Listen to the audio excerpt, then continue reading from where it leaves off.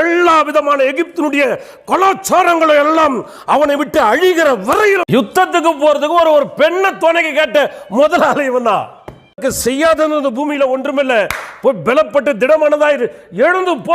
வெளியரங்கமாய் நமக்கு பலனளிக்கிறவராக இருக்கிறார். இவர்கள் துரத்து விடாமல் இருக்கிறார்கள், அவர்களோடு கூட கலந்து விட்டார்கள். They are doing real estate business. மீதி 10,000 பேர் இருந்தது. இந்த 10,000 பேர்ல ஆண்டவர் ஃபில்டர் பண்றார். இம்மட்டும் எபினேசர் என்கிற இந்த நிகழ்ச்சி தொடர்ந்து இந்த நியாயாதிபதிகளின் புஸ்தகத்தில் நாம் பார்க்கிற காரியம் என்னவென்றால், அருமையானவர்களே, யோசுவாவுக்கு பிற்பாடு அங்கே இஸ்ரவேல் ஜனங்களை அவர்களை நியாயம் விசாரிப்பதற்காகவும் அவர்களை தொடர்ந்து கண்காணிப்பதற்காகவும் அவர்களை மேய்ப்பதற்காகவும் அவர்களை நடத்துவதற்காகவும் தேவன் நியாயாதிபதிகளை ஏற்படுத்தினார். அருமையானவர்களே, இந்த நியாயாதிபதிகளின் புஸ்தகம் 1ஆம் அதிகாரத்தில் அங்கே முதல் நியாயாதிபதி வருகிறார். அவருக்கு பேர் ஓத்னியேல். இவர் யார் என்று சொன்னால் காலேபுடைய மருமகன். காலேபுடைய மருமகன் என்று சொல்லி நாம் பார்க்கிறோம். அருமையானவர்களே, ஏன் இந்த ஓத்னியேல் முதலாவது நியாயாதிபதியை குறித்து நாம் யோசிக்கிறோம் என்று சொன்னால், காலேப் ஒரு டாஸ்க் வைக்கிறாரு. ஒரு குறிப்பிட்ட இடத்தை ஜெயித்து கொண்டு வருகிறவர்கள் யாரோ அவர்களுக்கு என்னுடைய குமாரத்தியாகி அக்சாலை தருக என்று சொன்னார். ஆகையினாலே அந்த காலேபுடைய இளைய சகோதரனுடைய மகன் ஓத்னியேல் எழும்பி அதை ஜெயித்து சத்ருவை முறியடித்து வந்தவுடனே தன்னுடைய மகளை அவனுக்கு விவாகம் செய்து கொடுக்கிறதை நாம் பார்க்கிறோம். இப்படியாக இந்த நியாயாதிபதிகளின் புஸ்தகம் ஆரம்பிக்கிறது. தொடர்ந்து இந்த நியாயாதிபதிகளின் புஸ்தகங்களிலே நாம் பார்த்து கொண்டு வருகிற காரியம் என்னவென்று சொன்னால், நியாயாதிபதிகள் மாத்திரமல்ல, அங்கே மோசே வழிநடத்தி கொண்டு வரும்பொழுதே நாம் இந்த காரியங்களை பார்த்து கொண்டு வருகிறோம். பொதுவாக இஸ்ரவேல் ஜனங்களிடத்தில் ஒரு காரியம் இருக்கிறது. என்னவென்று சொன்னால், தேவன் அவர்களுக்கு ஒரு காரியத்தை செய்வார், அவர்கள் சந்தோஷப்படுவார்கள், தேவனை மகிமைப்படுத்துவார்கள், தேவனை துதிப்பார்கள், தேவனிடத்தில் சாஷ்டாங்கமாக விழுவார்கள், தேவனை தொழுது கொள்வார்கள், தேவனோடு கூட அண்டிக் கொள்வார்கள். கொஞ்ச நாள் சென்றவுடனே, ஒரு சிறிய உபத்திரம் வந்தவுடனே, ஒரு சிறிய பிரச்சனை வந்தவுடனே முறுமுறுத்து விடுவார்கள்.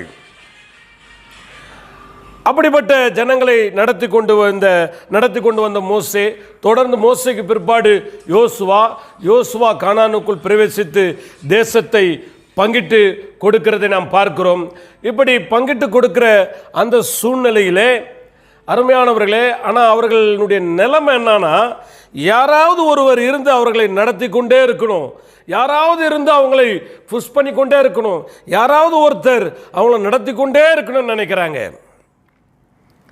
யாராவது ஒரு தேவ மனிதர், யாராவது ஒரு தேவனுடைய ஊழியர்கள் தங்களை நடத்த வேண்டும், தங்களுக்கு எப்போ பாரு தங்களோடு கூட இருந்து நாங்கள் நடத்தி கொண்டே இருக்கணும்னு நினைக்கிறாங்க. தேவனிடத்தில் சேர வேண்டும், தேவன் நம்மை நடத்த வேண்டும் என்று அவர்கள் நினைக்கிறதே இல்லை. இங்கே பாருங்க, இங்கே 19ஆம் வசனத்தில் வாசிக்கிறோம், கர்த்தர் யூதாவோடு கூட இருந்ததினால் மலை தேசத்தாரை துரத்தி விட்டார்கள், பள்ளத்தாக்கின் குடிகளுக்கு இருப்புரதங்கள் இருந்தபடியால் அவர்களை துரத்தக்கூடாமற் போயிற்று. இது எப்படிங்க? தேவன் அந்த தேசத்தை, அந்த கானான் தேசத்தை உங்கள் கையில் நான் ஒப்பு கொடுத்தேன்னு சொல்லி அது உள்ளே கொண்டு போயிட்டாரு, அந்த கானானுக்குள்ளே கொண்டு போயிட்டாரு. கானானுக்குள்ளே கொண்டு போன பிற்பாடு அங்கே மலை தேசத்தை அவங்க ஜெயிச்சாங்க, யூதாவின் புத்திரர். அங்கே பள்ளத்தாக்கில் அவங்கள ஜெயிக்க முடியல. 21ஆவது வசனம், பென்யமின் புத்திரர் எருசலேமிலே குடியிருந்த எபூசியரையும் துரத்திவிடவில்லை. 22, யோசேப்பின் குடும்பத்தாரும் பெத்தோலுக்கு விரோதமாய் போனார், கர்த்தரோடு கூட இருந்தார். அப்படியே பாருங்க, கிடைச்ச அப்பொழுது மனாசே 27, மனாசே கோத்திரத்தார் பெத்சேயான் பட்டணத்தாரையும் அதற்கு அடுத்த ஊர்களின் மனுஷரையும், தானாக் பட்டணத்தாரையும் அதற்கு அடுத்த ஊர்களின் மனுஷரையும், தோரின் குடிகளையும் அதற்கு அடுத்த ஊர்களின் மனுஷரையும், இப்ளேயாம் பட்டணத்தாரையும் அதற்கு அடுத்த ஊர்களின் மனுஷரையும், மெகிதோவின் குடிகளையும் அதற்கு அடுத்த ஊர்களின் மனுஷரையும் துரத்தி விடவில்லை.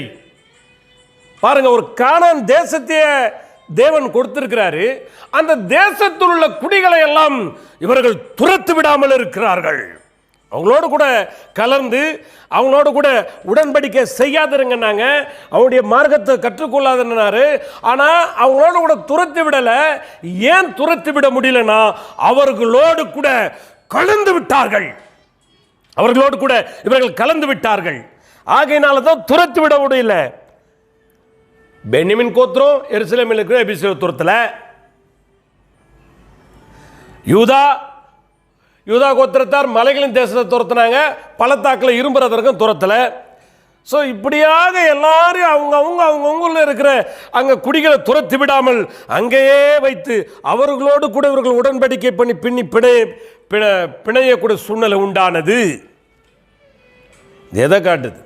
அருமையானவர்களே, இன்றைக்கு நம்முடைய வாழ்க்கையில் நம்ம ஆண்டவர்கிட்ட வந்திருக்கிறோம், ஆண்டவர்கிட்ட நெருங்கி இருக்கிறோம், ரட்சிக்கப்பட்டு இருக்கிறோம், விசுவாசியாக இருக்கிறோம், ஊழியக்காரர்களாக இருக்கிறோம், பெரிய பெரிய ஊழியக்காரர்களாக இருக்கிறோம், ஏன் பிஷப்பாக இருக்கிறோம், ரெவரண்டாக இருக்கிறோம், பெரிய பாஸ்டராக இருக்கிறோம், right reverend, left reverend, upper reverend, ground reverend, basement என்னென்ன ரெவரண்டோ இருக்குது.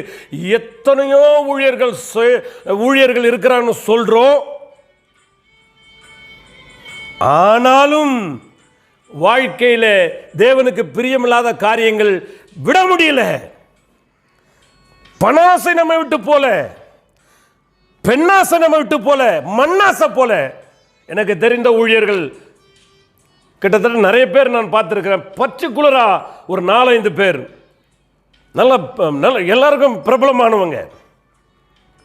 They are doing real estate business.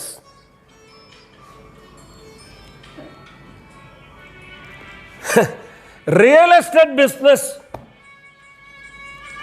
எப்படி தெரியும்னா, நான் தான் கார் ஓட்டிட்டு அவங்கள கூட்டு போனேன் ஸ்ரீபெரும்புத்தூர் அந்த லேண்டெல்லாம் இது பண்ணுறதுக்கு. பணாசை போல துரத்து விட முடியல. தங்களிடத்தில் இருக்கிற துர்க்குறிகளை, தேவனுக்கு பிரியமில்லாத இருக்கிறீங்களை துரத்து விட முடியல. ஃபுல் டைம் ஊழியர்னு சொல்லிட்டோம், 3 நேரம் ஊழியர்னு சொல்லிட்டு எல்லா பிஸ்னஸும் பண்ணுறதுக்கு ஏன் 3 நேரம் ஊழியர்னு பேர் வைக்கணும்? நான் ஊழியக்காரன் சொல்லிட்டு போயிடலாம், பிரச்சனை இல்லை. நான் விசுவாசின்னு சொல்லிட்டு போயிடலாம். நான் முழு நேரமாக ஊழியம் செய்கிறேன்னு சொல்லிட்டு முழு நேரத்தையும் தேவனுக்கு கூட பணாசை போல, மண்ணாசை போல, பெண்ணாசை போல, எந்த உலகத்தினுடைய காரியங்களும் போல. இன்னும் சொல்ல போனால் மலை தேசத்தை துரத்த, அதாவது பெரிய பெரிய வெளியே தெரிகிற எல்லா காரியங்களும் துரைச்சிட்டாங்களாம். பள்ளத்தாக்கில், அதாவது அந்தரங்கத்தில், தேவன் பார்க்கிற அந்தரங்கத்தில் இருக்கிற எந்த காரியங்களையும் தன்னுடைய வாழ்க்கையில் வந்து துரத்து விடாமல் வாழ்ந்து கொண்டிருக்கிற வாழ்க்கையை தான் இது காட்டுகிறது. அதான் இயேசு சொன்னாரு, அந்தரங்கத்தில் பார்க்கிற பிதா வெளியரங்கமாய் நமக்கு பலனளிக்கிறவராக இருக்கிறார். வெளியரங்கமாக ஒன்றும் செய்ய வேண்டிய அவசியம் இல்லை. அந்தரங்கத்தில், தன்னுடைய அந்தரங்க வாழ்க்கை, தன்னுடைய சீக்ரெட் வாழ்க்கையிலே தேவனுக்கு பிரியமாய் இருக்கிறவர்களை பிதா வெளியரங்கமாய் பலனளிப்பார், பதிலளிப்பார் என்று இயேசு சொன்னார். அதுக்கு தான் நாங்கள் சொல்கிறோம், இம்மட்டும் நமக்கு உதவி செய்கிற எபினேசராக இருக்கிறார். இம்மட்டும் நமக்கு அவர் எபினேசராக இருக்கிறார். எவ்வளோ பெரிய ஒரு அருமையான செய்திங்க. அப்படியே 2ஆம் அதிகாரம் 3ஆம் அதிகாரத்தில் அங்கே 2 நியாயாதிபதிகள் வராங்க. அதுக்கப்புறம் 4ஆம் அதிகாரத்தில் ஒரு பெண் தீர்க்கதரிசியை குறித்து சொல்லப்பட்டிருக்கிறது. 4ஆம் அதிகாரத்தில் தெபோரா என்கிற ஒரு அருமையான சகோதரி வராங்க. எனக்கு என்ன ஆச்சரியம்னாக்கா, பழைய ஏற்பாட்டில் தீர்க்கதரிசி, அதாவது தீர்க்க தரிசனம் சொல்லுகிறவர்கள் எல்லாருமே தீர்க்கதரிசிகளாக ஆயிட முடியாது. தேவன் தீர்க்கதரிசி என்கிற தம்முடைய ஊழியத்திற்காக அழைக்கிறது வேறு. தீர்க்கதரிசி என்று தன்னுடைய ஊழியத்துக்கு ஸ்பெசிபிக்காக அழைக்கிறதுன்றது வேறு. தீர்க்க தரிசனம் எல்லாருமே சொல்லியிருக்கிறாங்க, அது வேறு. மோசேயினுடைய சகோதரியாகிய மிரியாம் கூட தீர்க்க தரிசனம் சொல்லியிருக்கிறாங்க, அது வேறு. ஆனால் இங்கே தெபோரால் அவர்கள் தீர்க்கதரிசியா ஆண்டவரை செலக்ட் பண்ணுறார். ஏன் அவங்கள செலக்ட் பண்ணார்? வேற பழைய ஏற்பாட்டில் எந்த பெண்களையும் அவர் தீர்க்கதரிசி ஊழியம், அதாவது ஏசாயாவை போல, எரேமியாவை போல ராஜாக்களுக்கு அறிவிப்பதற்கு, தேசத்திற்கு அறிவிப்பதற்கு, போய் சொல்லுவதற்கு ஓசியா, அங்கே இருக்கிற அநேக ஆபக்கூக் ஆமோஸ் இந்த மாதிரி தீர்க்கதரிசிகளைப் போல, ஆண் தீர்க்கதரிசிகளைப் போல ஒரு பெண் தீர்க்கதரிசி தேவன் ஏற்படுத்தலை. ஆனால் நியாயாதிபதிகள் அந்த ஒரு இடத்துல பகிரங்கமாக ஒரு சிறிய தெபுரால் என்கிற ஏற்படுத்தினார். ஏன்னா அங்கே செய்ய வேண்டிய முக்கியமான ஒரு வேலை, பாராக் என்கிறவன் யுத்தத்துக்கு கூப்பிடுறாங்க. சத்ருவை முறியடிப்பதற்கு நீ கிளம்பி என்னோட கூட வான்னு சொல்லும் பொழுது இவர் என்ன சொல்கிறாரு, நீர் என்னோட கூட வந்தால் நான் போவேன், இல்லைன்னா வரமாட்டேன். எவ்வளோ ஒரு பயந்தாங்கோலிங்க, எவ்வளோ பேர் ஒரு கோழை. நீ என் கூட வந்தால் நான் போகிறேன், நீர் என்னோட கூட வராவிட்டால் நான் போக மாட்டேன். இருக்குது 4ஆம் அதிகாரத்தில் அழகாக இருக்குது. நியாயாதிபதிகள் 4ஆம் அதிகாரத்தில் அழகாக இருக்குது. நம்ம சொல்கிறாங்க, நான் யாபீனின் சேனாதிபதியை 7வது வசனம், சேனாதிபதியாக சிசராவையும் அவன் ரதங்களையும் அவன் சேனையும் கிசோன் பள்ளத்தாக்கில் உன்னிடத்திற்கு வர இழுத்து அவனை உன் கையில் ஒப்புக் கொடுப்பேன் என்று இஸ்ரவேலின் தேவனாய் கர்த்தர் உனக்கு கட்டளையிடவில்லையா என்றால். யாரு? தெபோரா பாராக்கை பார்த்து கேட்குறாங்க. அதுக்கு பாராக் சொல்கிறாரு 8வது வசனம், அதற்கு பாராக், நீ என்னோட கூட வந்தால் போவேன், என்னோட கூட வராவிட்டால் நான் போக மாட்டேன். I never go. நீ என் கூட வரணும். முதல்ல ஒரு ஒரு ஒரு பெரிய வீரன் சொல்ற வார்த்தையாங்க, ஏமா நீ என் கூட வந்தா நான் போறேன். ஒரு ஒரு லேடிஸ் ஒரு சகோதரி வேணும்னு கேட்குறாங்க. யுத்தத்துக்கு போறதுக்கு ஒரு பெண்ணை துணைக்கு கேட்ட முதலாளி இவன் தான், பாராக். ஆகையினால தான் தேவன் அந்த பெண்ணை தீர்க்கதரிசியாக ஏற்படுத்த வேண்டிய ஒரு அவசியம் இருந்தது. அருமையானவர்களை, தேவனுடைய பார்வையில் ஆண் என்றும் பெண் என்றும் இல்லை. நமக்கு தான் மேல் ஃபீமேல் எல்லாமே, ராத்திரி பகல் நமக்கு தான் எல்லாம், தூக்கம் ராத்திரி பகல்கள் எல்லாம். 24 மணி நேரம், ஒரு வருஷம் 365 நாள், ஒரு வருஷம் 10 வருஷம் 20 வருஷம் 50 வருஷம் 100 வருஷம் 200 வருஷம்லாம் நமக்கு தான். அவருக்கு ஒன்றுமே கிடையாது, அவருக்கு எல்லாம் சமம்.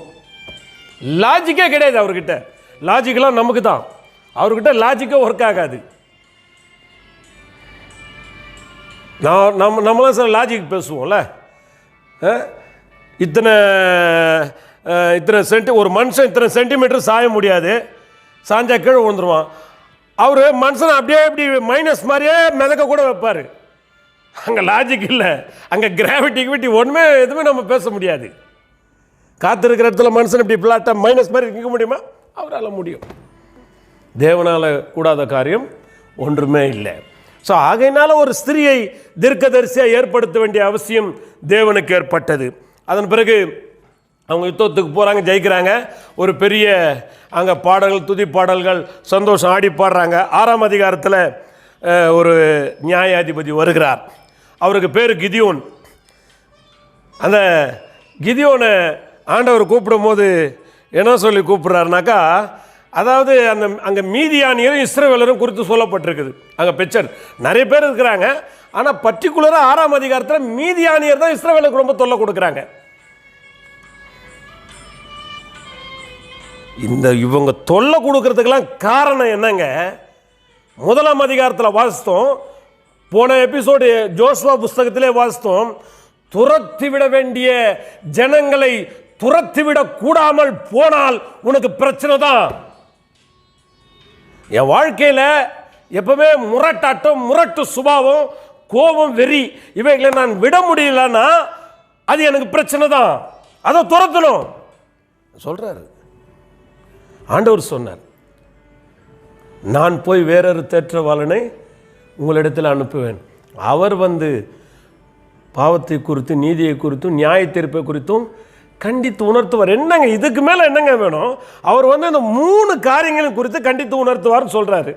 அவர் சொல்கிறாரு, எப்பா நான் உன்னை ரட்சித்தேன், நான் உனக்கு ரத்தம் சிந்தினேன், இயேசுவாகிய நான் உனக்கு செய்யாதது பூமியில் ஒன்றுமில்லை, போய் பலப்பட்டு திடமானதாயிரு, எழுந்து போ, வேண்டவருக்கு எனக்காக நீ வாழ்க்கை ஒன்று வாழன்னு சொன்னால், அந்த வாழ்க்கையில் தேவனுக்கு பிரியமில்லாத காரியங்களை துரத்தாம வச்சுக்கிட்டு இருந்தால் நமக்கு தான் பிரச்சனை. அதுதான் அங்கே நடந்தது. ஏன் மீதியானியர் 6ஆம் அதிகாரத்தில் தொல்லை கொடுத்தாங்க? அந்த மீதியானியர்களை துரத்தி இருக்க வேண்டும் இஸ்ரவேலர்கள். வெட்ட வம்பு. இந்த மீதியானர் வந்து என்ன பண்ணுவாங்கன்னா, இவங்க வேளாண்களை எல்லாம் கொள்ளடிச்சுன்னு போயிடுவாங்க. அதுவரை வெயிட் பண்ணுவாங்க. இவங்க விவசாயம் பண்ண பாடுபடும் எல்லாம் வலிச்சோம். அந்த வேளாண்மை வரும்போது அதை மட்டும் கொள்ளடிச்சுன்னு போயிடுவாங்க. அதனால் கொஞ்சம் அந்த கோதுமை மணியை கல்வாரி மரத்தின் கீழே அவர் போர் அடிச்சுங்கிறார். போர் அடிக்கிற ஊருங்க கிராமங்களை பார்த்துருப்பீங்க. போர் அடிக்கிறார் களத்து மேடுன்னு சொல்லுவாங்க ஊரில். போர் அடிக்கிறாரு. போர் அடிக்கும் பொழுது அங்கே வந்து கர்த்தருடைய தூதனானவர் வந்து, பராக்கிரமசாலியே, கர்த்தர் உன்னோடு கூட இருக்கிறார். அங்கே வசனம் பாருங்க, என்ன அழகாக சொல்லுது. கர்த்தருடைய தூதனானவர் 12வது வசனம் 6:12. கர்த்தருடைய தூதனானவர் அவனுக்கு தரிசனமாகி, பராக்கிரமசாலியே, கர்த்தர் உன்னோடு கூட இருக்கிறார் என்றார். இப்போ கர்த்தர் அவனுக்கு வந்து தரிசனமாகி, பராக்கிரமசாலியே, கர்த்தர் உன்னோட கூட இருக்கிறார், உனக்கு இருக்கிற இந்த பலத்தோட போ. எப்பா அவரு பயந்துட்டு அவர் போராடிக்கிறாரு. ஆனால் கர்த்தருடைய தூதனானவர் சொல்ல, ஆண்டவர் என்ன சொல்றாருன்னா, உனக்கு பலன் இருக்குது, உனக்கு பலன் ஏற்கனவே இருக்குது. ஆனால் அந்த பலன் உங்ககிட்ட இருக்கிறதுன்றது உனக்கு தெரியாமல் இருக்குது. பலன் உங்ககிட்ட இருக்குது, அந்த பலன் உனக்கு தெரியாமல் இருக்கிறது. நான் கொடுத்த பலன் இருக்கிறது, என்னுடைய பலன் உன்னிடத்தில் இருக்கிறது, என்னுடைய எல்லா வல்லமையும் உன்னிடத்தில் இருக்கிறது. ஆனால் அது தெரியல, உன்கிட்ட இருக்குது, உனக்குள்ள இருக்குது. அந்த பலத்தோட போ. கர்த்தர் உன்னை மீதியான இடத்துல ஒப்பு கொடுப்போம். நீ மீதியானரை முறியடிப்பாய்னு வசனம் இருக்குது. அருமையானவர்களே, எவ்வளோ ஒரு அருமையான பாருங்க. ஆண்டவர் யாரையுமே வெறுமையா எம்டியா அனுப்புறதில்லை. குறைந்தபட்சம் ஒரு தாளந்தாவது ஒரு மனிதனுக்கு கொடுத்து அனுப்புறாரு. ஒருவனுக்கு 1 தாளந்து, மற்றவனுக்கு 2 தாளந்து, இன்னொருத்தனுக்கு 5. குறைந்தபட்சம் தாளந்து கொடுத்துட்டு தான் அவர் போறாரு. எப்போ இதை வச்சு வியாபாரம் பண்ணுங்க, இதை வச்சு பிஸ்னஸ் பண்ணுங்க. அப்போ 2 வாங்கினவன் 4 சம்பாரிச்சான், 5 வாங்கினவன் 10 சம்பாரிச்சான். 1 வாங்கினவன் அவங்களுக்குலாம் டபுளாக கொடுத்துட்டேன், 1 போனால் கூட 1ல் சமாளிச்சிடலாம். நான் 1 நஷ்டமாயிட்டுனா நான் என்ன பண்ணுறேன், அடுத்தது என்கிட்ட ஒன்றுமே இல்லையே. நீ கேட்ப, நீ டேஞ்சரான ஆள், பொல்லாத ஆள் நினச்சி பயந்துட்டு, இதை நான் பிஸ்னஸ் பண்ணுறதுக்கு எனக்கு பயமாயிடுச்சு, இதை வச்சு நான் யூஸ் பண்ணுறதுக்கு எனக்கு ரொம்ப பயமாயிடுச்சு, இந்த 1 நான் இழந்துட்டேன்னா, லாஸ் ஆகிட்டா நான் என்ன பண்ணுறேன், 2ல் 1 லாஸ் ஆகிட்டா 1க்கு இது தப்பிச்சுக்குவான், 5ல் 2 லாஸ் ஆனால் 3க்கு தப்பிச்சுக்குவான். என்கிட்ட 1 தாங்குது. ஒருவேளை நான் வியாபாரம் செய்து என்னுடைய பிஸ்னஸில் இருக்கிற 1த்தையும் நான் இழந்துட்டேன்னா என்ன பண்ணுறதுன்னு சொல்லி பயந்து போய் நான் புதைச்சி வச்சேன். அதுக்கு ஆண்டவர் அழகாக சொன்னார். இது ஏன் சொல்றேன்னா, குறைந்தபட்சம் 1 தாளந்தாவது இன்றைக்கு மனம் திரும்புகிற மனிதர்களுக்கு கொடுக்கப்படுகிறது. அருமையான, இதனால தான் சொல்றோம், இம்மட்டும் எபனேசர். யாரையுமே எம்டியா அப்படியே அந்த என்னது அந்த ஐசியூவில் இருந்து மூக்குலையும் வாயிலையும் டீப்பு விட்டுன்னு நீ அப்படியே போன ஆண்டவர் சொல்றதே இல்லை. யாரையுமே அப்படியே சொல்றது இல்லை. குறைந்தபட்சம் 1 தாளந்து. அதான் சொல்ல, உனக்கு இருக்கிற இந்த பலத்தோட போ, நீ போ, நான் உன் கூட வரேன்றல்ல. யோசனை பண்ணி பாருங்க. 400 வருஷம் அடிமை. மோசே என்கிற மனிதன் எகிப்தினுடைய சகல சாஸ்திரங்களையும் மறந்துட்டான். 40 வருஷம் வனாந்தரத்தில் ஆடு மேய்க்கிறவன் எல்லாத்தையும் மறந்துடுவாங்க. சுத்தமாக எகிப்து தேசத்தில் என்னென்ன நடந்து படிச்சுக்கிச்சு எல்லாம் மறந்துட்டான். வேற ஒரு லைஃப்ல இருக்கிறான். அதனால தான் அவன் சொன்னான், நான் திக்கு வயம் மந்தனாகும். அவனுடைய எல்லா அறிவு, எகிப்தில் கற்றுக்கொண்ட எல்லா கல்வி, எகிப்தில் கற்றுக்கொண்ட எல்லா சாஸ்திரங்கள், எல்லா விதமான எகிப்தினுடைய கலாச்சாரங்களை எல்லாம் அவனை விட்டு அழிகிற வரையிலும் தேவன் அவனை அழைக்கவில்லை. எல்லாம் அழிஞ்சு போய் மந்தனாவு திக்குவாய் நிலைமைக்கு அவர் வந்த பிறகுதான் கர்த்தர் அவனோடு கூட இடைபடுகிறார். அதான் சொல்றான், நம் மந்தவாய் திக்குனாய். அப்போ குறைந்தபட்சம் யாரையுமே அவர் எம்டி அனுப்புறதில்லை. போ, நீ திக்குவாய் மந்தன போ, நான் கூட இருக்கிறேன். இல்லை எனக்கு இதுக்கு சரி, ஆரோன் அனுப்புறேன், அவன் உனக்கு வாயா இருப்பான், நீ அவனுக்கு தேவனா இருப்பான். யாரையுமே ஆண்டவர் சும்மா அனுப்புறதில்ல. அதனால தான் சொல்றோம், இம்மட்டும் எபனேசர். யாரையுமே சும்மா அனுப்புறதில்லை. அதன் பிறகு யுத்தம் நடக்குது. அங்கே யுத்தத்துக்கு எத்தனை பேர்? 32,000 பேர் வந்தாங்கன்னு இருக்குது பைபிளில். எக்காலம் ஊதி ஜனங்களை கூப்பிடுனாரு. அவர் எக்காலம் ஊதுறாரு. எக்காலம் ஊதுனோடனே 32,000 பேர், 32,000 பீப்புள் வந்துட்டாங்க யுத்தத்துக்கு. 32,000 பேர் வந்தவொடனே ஆண்டவர் சொல்கிறார், இவ்வளோ பேர் வந்துட்டாங்க, ஒருவேளை ஜெயிச்சுட்டா நான் தான் ஜெயிச்சேன்னு சொல்லுவாங்க, அதனால் வானா பயந்தவங்களாம் போயிடுங்கன்ட்டார். ஒரே வார்த்தை தாங்க, டெஸ்ட்டே கிடையாது. யாருக்கெல்லாம் பயமோ போயிடு. இந்தியாவின் மீது 10 நாடு படையெடுக்குது. நான் கற்பனை தான், நம்ம நாட்டை நான் எப்பவுமே விட்டு கொடுக்க மாட்டேன், எனக்கு என் தாய் நாடு ரொம்ப முக்கியம். அதனால் ஒரு கற்பனை சொல்கிறேன். இந்தியாவை மேலே 10 நாடு யுத்தம் நடக்குது. யுத்தம் அறிவிச்சிட்டாங்கன்னு வச்சுக்கோங்க. இப்போ வீட்டுக்கு 2 பேர் ராணுவத்துக்கு போகணும், கண்டிப்பாக போய் ஆகணும். அந்த நேரத்தில் ஒரு சின்ன நமக்கு ஒரு சான்ஸ் கொடுக்குறாங்க, பயப்படுறவங்களாம் போயிடுங்க. வீட்டுக்கு அமிச்சா 2 பேரும் திரும்பி வந்துடும். ஆனால் அங்கே எவ்வளோ பேர் சாய்ஸ் கொடுத்தாங்க பாரு, பயந்தவங்களாம் போயிடுன்னு. 22,000 பேர் போயிட்டாங்க, மீதி 10,000 பேர் இருந்தது. இந்த 10,000 பேர்லையும் ஆண்டவர் ஃபில்டர் பண்ணுறார். அவங்களெல்லாம் தண்ணி கிட்ட கொண்டு போய் தண்ணீரை குடிக்க வைன்றார்.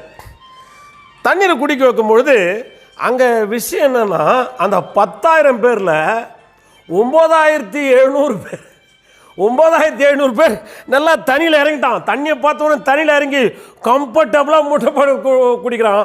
300 பேர் அவங்க வாழ்க்கை அவங்க அப்படிதான் போல இருக்குது. தேவனுக்கென்று ஒரு பங்கு இல்லாமல் இருந்ததே இல்லை. நம்ம நினைக்கிறோம் யாருமே இல்லை ஆண்டவருக்காக உண்மையாய் போராடுவதற்கு. எல்லா காலத்திலும் எல்லா சூழ்நிலையிலும் ஒரு பங்கை தேவன் இந்த தேசத்தில் வைத்திருக்கிறார். அதனால தான் இம்மட்டும் எபினேசராய் நாம் ஆண்டவரை ஸ்தோத்திரிக்கிறோம். அந்த 300 பேர் அவங்களுக்கு சொல்லிக் கொடுக்கல, அவங்களுக்கு ட்ரைனிங் கொடுக்கல, எதுவுமே கொடுக்கல. எக்காலம் ஊதுனாங்க, வந்தாங்க. வந்ததில் பயந்தவெல்லாம் போனால் 22,000 பேர் போயிட்டான். மீதி 10,000 பேர் என்னடா இது 10,000 பேர் என்ன பண்ணுறதுன்னு பார்க்குறாங்க. தண்ணிக்கிட்ட கொண்டு போனாங்க. எந்த ட்ரைனிங் எல்லாம் ஒன்றும் இல்லை, எங்கே போகிறோன்னு என்ன நடக்க எதுவுமே தெரியாது. வந்தால் 22,000 பேர் போனால் மீதி 10,000 9,700 பேர் இப்படி குடிக்கிறான். 300 பேர் டிஃப்ரெண்ட்டாக குடிக்கிறாங்க. 300 பேர் கையில் அள்ளி நக்கி குடிச்சிட்டு மொத்தம்லாம் கம்ஃபர்டபுள். இன்றைக்கு ஊழியமாகட்டும் கிறிஸ்துவ வாழ்க்கையாகட்டும் கம்ஃபர்டபுளில் போயிட்டுருக்கு. எல்லாமே கம்ஃபர்டபுள், எல்லாமே சொகுசு, எல்லாமே. இன்னைக்கு நான் தைரியமாக சொல்கிறேன், இன்றைக்கு இருக்கிற வாலிப தம்பிமாருங்களுக்கு பாடல்கள் பாடுறீங்க, 2-3 கேசட்டில் நீங்கள் போட்டுட்டீங்கன்னா நீங்கள் பண்ணுற அட்டகாசம் இருக்குது. எப்பா சாமி, நம்ம தமிழ்நாடே உங்களை தான் நம்பி இருக்கிற மாதிரி நீங்கள் பண்ணுறீங்க. தப்பு, தயவுசெய்து சொல்கிறேன், தப்பு. இந்த தேசத்தில் உழைத்து ரத்தம் சிந்தி பாடுபட்டு ஆண்டவருக்காக உழைத்து ஓடாய் தேய்ந்து கண்களை மூடிய எத்தனையோ பரிசுத்தவான்கள் இருக்கிறார்கள். அவருடைய குடும்பம், எத்தனையோ குடும்பம் இன்றைக்கும் இருக்கிறது. நீங்கள் தயவு செய்துப்பா ஆடாதீங்கப்பா, கஷ்டமாகுது எங்களுக்கு பார்க்கும்போது. 31 வருடமாக போராடுகிறோம் ஆண்டவருக்காக, அந்த ரங்கத்தில் போராடி கொண்டு இருக்கிறோம். ஒரு 2-3 கேசட்டில் பாட்டை பாடிட்டா ஆச்சா போச்சான்னு ஒரே டான்ஸு பாடுங்க, சந்தோஷம் தான், இல்லைன்னு சொல்லலை. இது ஊழியம் இல்லையே, இது மினிஸ்ட்ரி இல்லையே, இது மினிஸ்ட்ரி இல்லை, இது ஆண்டவரை துதிக்கிற காரியம். இது மினிஸ்ட்ரி கிடையாது. This is not ministry. அருமையானவர்களே, கம்ஃபர்டபுள். மத்தேயு 25ஆம் அதிகாரத்தில் ஆண்டவர் என்ன சொல்லிக்கிறார்? 10 கன்னிகைகளை குறித்து சொல்றாரு. 5 பேர் புத்தி இல்லை, 5 பேர் புத்தி இல்லைங்க. என்ன புத்தி இல்லை? 5 பேருக்கு புத்தி இருக்குது, 5 பேருக்கு புத்தி இல்லை. என்ன இல்லை? கம்ஃபர்டபுளாக மினிஸ்ட்ரி பண்ணால், கம்ஃபர்ட் ஜோனில் நீ மினிஸ்ட்ரியை கொண்டு போகிறேன்னா, எனக்கு ப்ரைவேட் ஜெட் வேணும், சொகுசு வேணும், கார் வேணும், நான் கார் இல்லாமல் ஊழியம் செய்ய மாட்டேன், ஹெலிகாப்டர் இல்லாமல் ஊழியம் செய்ய மாட்டேன், நான் அது இல்லாமல் இது இல்லாமல் ஊழியம் செய்ய மாட்டேன்னா, ஏசு இருந்தால் தான் ஊழியம் செய்யணும். ஏசு இல்லாமல் மற்ற எல்லாமே கேட்குற நீ. ஏன் புத்தி இல்லைன்னா, அந்த 5 பேர் எல்லாவற்றையோட கூட எண்ணெயும் கொண்டு போனாங்க, தீவட்டிகளோட எண்ணெயும் கொண்டு போனாங்க. கடைசி வரையிலும் எண்ணெயை சுமந்து கொண்டிருந்தார்கள். இந்த 5 பேர் வெறும் தீமட்டியை மட்டும் லைட்டா இந்த கதாயுதம் சொல்லுவாங்க, அந்த மாதிரி அழகா கம்ஃபர்டபுளா போயிட்டாங்க. கடைசி வரையிலும் சுமக்கல, எண்ணெயை சுமந்து தெரியும்.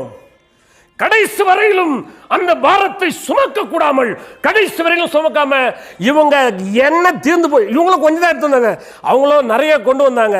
இவங்க எண்ணெய் எரிய வச்சுட்டு வந்தாங்களோ அதோட இருந்தாங்க. இவங்க எரியும் வச்சாங்க, எண்ணெயும் சுமந்துட்டு வந்தாங்க. இந்த எண்ணெயை ஊற்றி ஊற்றி ஊற்றி ஊற்றி வந்தாங்க. இவங்க எரிஞ்சுக்கினே வந்தது பற்றியா காலியாச்சு, திரும்பி போயிட்டாங்க. மணவாளன் வந்துட்டாரு. ஐயா, கம்ஃபர்ட் ஜோன் ஊழியம் செய்கிற யாராக இருந்தாலும் சரி, மணவாளன் வந்து விடுவார். நீ கம்ஃபர்ட் ஜோனில் ஊழியம் பண்ணாம கிறிஸ்துவுக்காக பாடுபட அழைக்கப்பட்டிருக்கிறாய். அவரோடு கூட பாடுபடுவதற்கும் நமக்கு அருளப்பட்டிருக்கிறது. வசனம் தானே சொல்லுது. அருமையானவர்களே, இங்கே தான் பார்க்குறோம். 300 பேர் நக்கி குடிச்சவங்கள அவங்கள செலக்ட் பண்ணுறார். அதுக்கு பிற்பாடு அவர் வந்து தேவனுக்கு பிரியமில்லாத ஒரு காரியத்தில் போயிட்டார். கிதியோன் ஒரு ஏபோத்தை தரித்தார். அது இஸ்ரவேலுக்கு கன்னியாயிற்றுன்னு பின்னாடி வசனம் இருக்குது. 8ஆம் அதிகாரம்லாம் பார்த்தீங்கன்னாக்கா அது இஸ்ரவேலுக்கு கன்னியாயிற்று. அதுக்கப்புறம் நேரம் ஓடி போச்சு. அதுக்கப்புறம் நியாயாதிபதிகள்லாம் வராங்க. 9, 10, 11, 13ஆம் அதிகாரத்தில் ஒருத்தர் வராரு, சிம்சோன். மொத்தம் 13 நியாயாதிபதிகள் வராங்க. சாமுவேலோடு சேர்த்து 14 நியாயாதிபதி. ஆனால் அந்த 13 நியாயாதிபதிகள் நியாயாதிபதி புஸ்தகத்தில் இருக்குது. இது எல்லாத்தையும் நம்ம பார்க்க முடியாது நேரம், இந்த குறைஞ்ச நேரத்தில். அங்கே சிம்சோன் வராரு. எனக்கு நான் ஆச்சரியப்பட்ட ஒரு பாத்திரம் சிம்சோன். எனக்குள்ள ஒரு பெரிய ஆச்சரியமான ஒரு பாத்திரம் அந்த சிம்சோன். இந்த சிம்சோன் ஒரு மனிதன் எவ்வளோ ஒரு பலசாலியாக தேவன் பயன்படுத்துகிறார். அவன் நசரேனா இருப்பான்னு சொன்னார். அவன் தாய் தகப்பனான் அவனை எப்படி வளர்க்கணும், எது பண்ணணும் ஆண்டவரால் அவங்க கட்டளை பெற்றவங்க. அப்படிப்பட்டவன் அவன் திராட்சரசம் குடிக்கக்கூடாது, எதுவுமே பண்ணக்கூடாது, அந்நிய புரஜாதிகிட்ட கலக்கக்கூடாது. அப்படிப்பட்டவன் விழுந்து போனான். அந்நிய ஸ்திரீகளின் நேசத்தினால விழுந்து போனான். வசனம் சொல்லுது, அவர்களிடத்தில் பழி வாங்குவதற்காகவே கர்த்தருடைய காரியம் சொல்லப்பட்டு. ஏன் எப்படி வருது? அநேகர் கேட்குறாங்க, பிரதர் அப்படின்னா அவன் போய் விழுந்தா கூட அது கர்த்தருடைய செயல் தானே வருது. நான் ஒன்று சொல்கிறேன், தேவன் சொல்லி சொல்லி பார்ப்பார் தம்முடைய ஜனங்களுக்கு, தம்முடைய ஊழியர்களுக்கு. கீழ்ப்படியலைன்னா உன் வழியில தான் உன்னை கொண்டு போய் திருத்துவார், வேற வழியே கிடையாது. சொல்லி சொல்லி பார்ப்பாரு, விட்டுருவார். அவருடைய இருதயத்துக்கு ஏற்ற மேய்ப்பர்களை நான் அவர்களுக்கு கொடுத்தேன்னு வசனங்குது. சொல்லி சொல்லி பார்ப்பார். சாமுவேல் புஸ்தகத்தில் என்ன வாசிக்கிறோம்? அவங்க தொடர்ச்சியாக விழுந்து போகிறாங்க. ஒரு லெவலில் இருக்க ஆண்டவர் சொன்னார், பரிசுத்தமாக இருக்கிறவன் இன்னும் பரிசுத்தமாக இருக்கட்டும். இவங்க என்ன பண்ணுறாங்கன்னா, பரிசுத்தமாக இருக்கிறவன் இன்னும் அசுத்தமாகட்டும், அசுத்தமாக இருக்கட்டும், அகோரம்னா அழகு, கோரமாகட்டும். ஒரு லெவலில் நிற்கல, ஒரு லெவல் கூட நிற்கல. ஆண்டவர் சொல்ற வெது வெதுப்பாக இருந்தால் வாங்கிப்ப, வெது வெதுப்பு கூட இல்லை, கீழே போனாங்க. ஆண்டவர் மேலே போக சொன்னார், கீழே கீழே கீழே போனாங்க. ஒரு ஒரு ஸ்டாண்டர்டாக இருக்க மாட்டாங்க. அருமையானவர்களே, தேவன் நம்மளை தெரிந்து கொண்டு நம்மளை ரட்சித்து நம் மூலமாக ஒரு இயற்கைக்கு அப்பாற்பட்ட மகிமையான காரியங்களை செய்கிறாரு. இதுக்கு தாங்க இம்மட்டும் அந்த எபினேசருக்கு நம்ம நன்றி சொல்லணும். இதுக்கு தான் நம்ம நன்றி சொல்லணும். இதுக்கு தான் நம்ம நன்றி சொல்லணும். ஆண்டவர் சொல்கிறாரு, இது வேணாப்பா, இது வேணாம். தாய் தகப்பன்மார் ஏன் இஸ்ரவேலில் குமாரத்திகள் இல்லையா, இஸ்ரவேலில் பெண்கள் இல்லையா? இஸ்ரவேல் இல்லை, அவன் என் கண்ணுக்கு பிரியமா இருக்கிறான். கண்ணுக்கு பிரியமா இருந்தால முதல்ல கண்ணை தான் பிடுங்கணும் பிசாசு. உன் விஷன், உன்னுடைய தரிசனம் தேவனை விட்டு விலகும் பொழுது முதலாவது பிடுங்கப்படுகிறது உன்னுடைய தரிசனம் தான். முதலாவது அடிபடுகிறது உன்னுடைய தரிசனம் தான். முதலாவது சிதைக்கப்படுகிறது உன்னுடைய தரிசனம் தான். ஆனா நீ நடித்து கொண்டுதான் இருப்பாய் ஊழியக்காரன் என்ற பெயர்ல. இது ஜனங்களுக்கு தெரியாது. ஃபேன் சுவிட்ச் ஆஃப் ஆயிடும். ஃபேன் 5ல் வைக்கிறோம், சுவிட்ச் ஆஃப் ஆனா உடனே நிற்குது. அது கொஞ்சம் ஓடும் ஓடிதான் நிற்கும். தாவீத தேவன் ராஜாவாக அபிஷேகம் பண்ணார். உடனே ராஜா வாவலையே. 40 வருஷம் சவுல் அரசாண்டி முடிச்ச பிறகுதான் தாவீது ராஜாவாகிறார். ஆனால் ராஜாவை அபிஷேகம் பெற்றாயிற்று. ஏங்க எலெக்ஷன் வச்சாச்சுங்க, எலெக்ஷன் வச்சு ஜெயிச்சாச்சு, ஆள் கவுண்டிங் சொல்லி அனௌன்ஸ் பண்ணிட்டாங்க, ஜெயிச்சாச்சு. ஆனால் நீ இன்னும் பிரைம் மினிஸ்டர் இல்லை அப்படின்னா எப்படின்னா அர்த்தம்? இல்லை அவர் சாகணும்னு சொல்ல முடியுமா? எலெக்ஷன் அறிவிச்சாச்சு, உன்னை கவுண்ட் பண்ணியாச்சு, உன்னை செலக்ட் பண்ணியாச்சு, தேவனே செலக்ட் பண்ணிட்டார். ஆனால் ராஜா வாவலையே, ராஜா வாவல, அவர் இன்னும் ராஜாவே ஆகலை. தாவீதை உருவாக்கின தேவன். ஜாக்கிரதை, ரொம்ப ஜாக்கிரதையாக இருக்கணும், ரொம்ப ரொம்ப ஜாக்கிரதையாக இருக்கணும். தேவன் நம்ம தெரிந்து ஒரு அருமையான தேவனுடைய ஊழியக்காரர் மோகன் சி லாசரசன் ஒரு காரியம் சொன்னாங்க லாக்டவுன் நேரத்தில். நான் கண்ணால் பார்த்து காதால் கேட்டேன் டிவியில், அதனால் நான் பேசுகிறேன். என்ன சொன்னாங்கன்னா, ஒயிட் அண்ட் ஒயிட் போட்டுட்டு இருக்காங்க. சேட் நியூஸ் டெல் யூ, பாரத்தோட தான் சொல்கிறேன். they are do homosexual, ஓரினி சேர்க்கையாக இருக்கிறாங்க. இதெல்லாம் யூடியூப்பில் பேசலாமா? அவர் டிவிலே ஓப்பனாக பேசிட்டாரு. எனக்கு தெரியும், ஆனால் நான் சொல்லலை, எனக்கு தெரியும், நிறைய பேரை தெரியும். உடனே எல்லா ஊழியர்களும் அவரை போய் கேட்டாங்களாம், ஒரு சிலர் செய்கிற தவறுக்காக ஒயிட் அண்ட் ஒயிட்னு சொல்லிட்டீங்களே, நாங்களாம் பாதிக்கப்படுறோமேன்னு. அடுத்த வாரம் அந்த ஜெபிக்கலாம் வாங்கிற நிகழ்ச்சியில் அண்ணன் மன்னிப்பு கேட்டார். ஊழியக்காரர்களாக நம்ம அப்படி பேசிட்டோம், நல்லவங்களாம் கூட அதனால் பாதிக்கப்படுறாங்க, அதனால் மன்னிச்சிருங்கன்னு. வேண்டாண்ணே, வேண்டாம், தயவுசெய்து நீங்கள் மன்னிப்பு கேட்க வேண்டிய அவசியமே இல்லை. நீங்கள் சொன்னது 100% உண்மை, நான் மன்னிப்பு கேட்க முடியாது. நீ பாவியா? பாவிதான். நல்ல ஊழியக்காரர்களுக்கு நான் கையெடுத்து கும்பிடுறேன். சலாம். என்னிடத்தில் குற்றம் வந்தாலும் சொல்லுங்கள், நான் திருத்திக்கிறேன். என் ஃபோன் நம்பர் நடத்துகிற ஒரு இடத்துல இருக்குது. ஏதாவது இடத்துல குற்றம் இல்லை, மோசஸ் உங்ககிட்ட இந்த தப்புக்கு இதுன்னு சொல்லுங்கள், நான் சாஸ்தாங்கமாக மன்னிப்பு கேட்பேன். அதில் தயங்கினதே கிடையாது. என்ன இதெல்லாம்? தேவன் அபிஷேகித்திருக்கிறார், தேவன் ஆவியினால் நிரப்பியிருக்கிறார். ஆனால் நீ என்ன பண்ற? எல்லாம் தவறுங்க. சிம்சோன் அதான் பண்ணார், சிம்சோன் அதான் பண்ணார், சிம்சோன் அதை தான் செய்தார், சிம்சோன் அதைத்தான் செய்தார், சிம்சோன் அதைத்தான் பண்ணார், சிம்சோன் அதை தான் செய்தார். அருமையானவர்களே, அதனால தான் நம்ம சொல்கிறோம், கர்த்தர் நம்ம கைவிட மாட்டார். அவருக்காக செயல்படும் பொழுது அவர் நம்மை பலப்படுத்துவார், உருவாக்குவார். இம்மட்டும் எபினேசர், நேரம் போயிடுச்சு, இம்மட்டும் எபினேசர் என்கிற இந்த நிகழ்ச்சியின் மூலமாக நாம் பார்க்கிறது, ஆண்டவருக்காக நிற்போம், ஆண்டவர் சார்பில் நிற்போம், ஆண்டவருக்கு நன்றி சொல்லுவோம், ஆண்டவருக்காக வாழ்வோம், பரிசுத்தமாக இருப்போம். இந்த உலகத்தினுடைய காரியங்கள் மீது சாயாதபடிக்கு தேவன் பக்கமாய் நிற்போம். தேவன் நம்மை ஆசீர்வதிப்பார். தொடர்ந்து இந்த லைன் ஆஃப் ஜூதா என்கிற யூடியூப் சேனல் நடத்துகிற அருமையான சகோதரர் யூதா அவர்களுக்காக ஜெபம் பண்ணுங்க. இந்த இடத்த கொடுத்த அருமையான சகோதரர் தீமோத்தி பாபுக்காக ஜெபம் பண்ணுங்க. இவங்க 2 பேர் பிரயாசத்தினால தான் அதை நடத்துகிறாங்க, எந்த எதிர்பார்ப்பு இல்லாமல் பண்ணுறாங்க. அருமையான சகோதரர்கள், சுவிசேஷகர்கள், அவங்களுக்காக தொடர்ந்து ஜெபித்து கொள்ளுங்கள். கர்த்தர் உங்களோடு இருந்து ஆசீர்வதித்து இந்த இம்மட்டும் எபினேசர் என்கிற இந்த நிகழ்ச்சி தொடர்ந்து வர ஜெபித்து கொள்ளுங்கள். கர்த்தர் தாமே உங்களோடு இருந்து உங்களை ஆசீர்வதிப்பாராக. ஆமேன், ஆமேன், ஆமேன்.